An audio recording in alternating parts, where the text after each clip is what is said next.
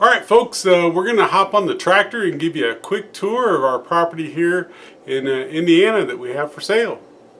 Alright, so first thing, we got some RV hookups here that's got 30 and 50 amp hookups for your RV. There's a patio pad there for the RV. There's our fire pit. We're burning some wood there. It's got a wall that's seating height.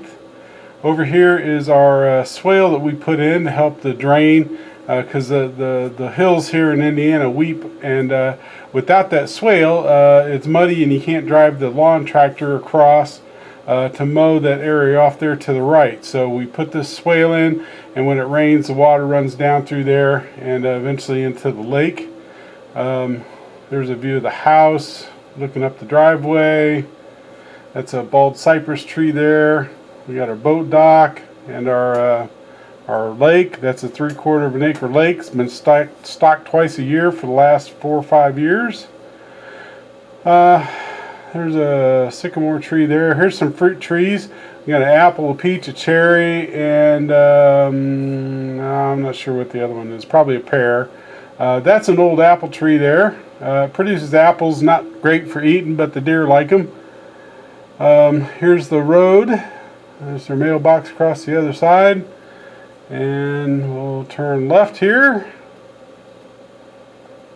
There's the front of the property. There's our boat. It's currently sitting on our boat trailer. That's got a basically the same setup as a regular boat trailer. It's got the rollers and the carpeted pad, so you can pull the boat up out of the lake during the winter time.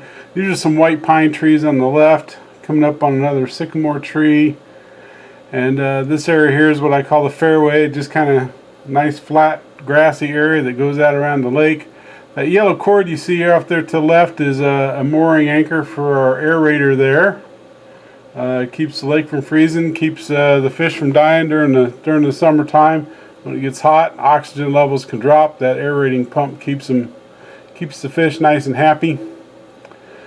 Headed down the fairway here on the tractor. There's a couple logs here and there.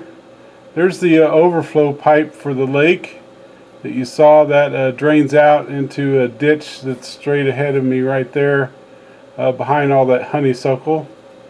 There's a view from the other end of the lake looking back towards the dock. There's a black walnut tree, looks like we're going under.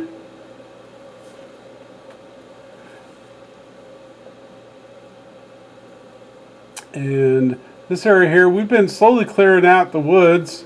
This area here was all wooded that you're seeing right there, this grass now.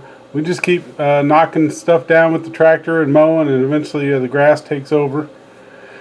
Still got plenty of wooded area, but I've been expanding the grass a little bit. This is a big maple tree here, and then you're going to see a couple big black walnut trees off to your right. There's one black walnut, pretty good size. There's another black walnut, it's pretty good size. Plenty of black walnut trees on the property. There's some maple, some ash there. It's a maple tree. That's a crabapple tree. We kind of cut it back, get off the shed a little bit.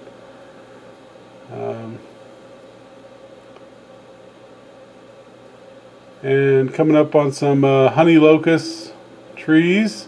This is the area that this is the side of the shed, and then the area that we had garden in. Again, some more area that we've kind of been knocking down and cutting and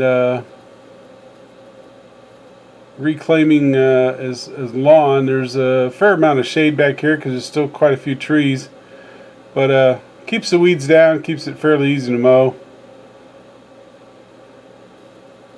And then we should be hanging on the left here at some point. There's a view back towards the house and the pool. Going under some more black walnut trees. There's an old remains of an old fence that used to go along the back of the property line. There's actually a T-post fence back there that marks that. This is the barn. We were in the process of restoring that when Lori was diagnosed with cancer, and that project kind of came to a screeching halt.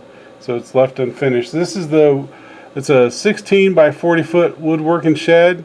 It's got a 4-foot door on each end, and makes it easy to get stuff in and out of there. And there's just some wood piles, some scrap wood.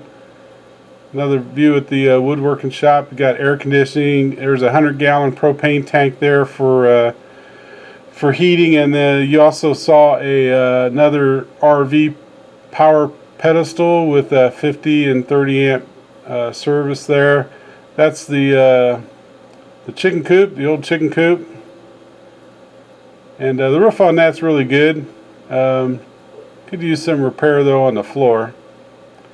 And then coming around here back to the top of the driveway, this is down the I guess the east side of the property, and that's a little area where we put morel spores, like a $40 kit, and they should be coming up this year. There's an old oak tree. And back over here to the RV pad. We painted it, and the paint didn't stick very good, so probably need to repaint that. Coming up on the house, there's another maple tree. We've actually tapped that one for maple syrup before. And then there's that bald cypress tree again. Got a lower parking pad here that fits a vehicle. And then this here's the bottom floor, which opens up onto a patio. Then it's got the middle floor, the top floor. So this is the lower floor, patio and deck, and it's got a flagstone walking path down to the lake. We got some seating benches out there, and those fit into bricks that are turned upside down so that they don't sink into the ground. Got some outdoor speakers and stuff. This area here, we were going to put a stairway and just didn't get around to it. And this here is along the south edge of the lake. Back looking around to the shed, back to the house. You'll see the propane tank back there. This is a really big maple tree.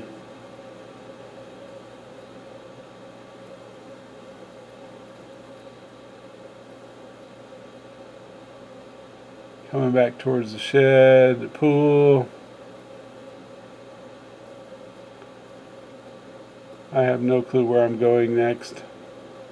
I guess I'm taking you around to the front of the house. There's the AC unit that we had put in. It didn't have central air, so we had AC and furnace put in. Every time somebody new moved in, they put a new satellite dish on top of the house, apparently. This is the little patio that or the little deck that comes out on the top of the third floor or the top floor. This is a deck for the pool. It's a 30-foot pool. New pool liner put in a couple years ago. And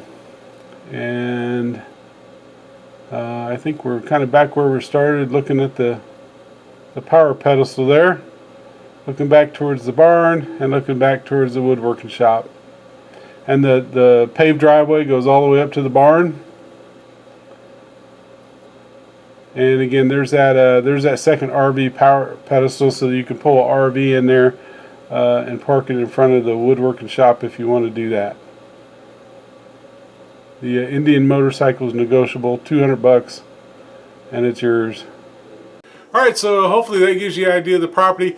It's 5 acres. It's a really cool piece of property. I really hate to get rid of it. The house was built in 1976.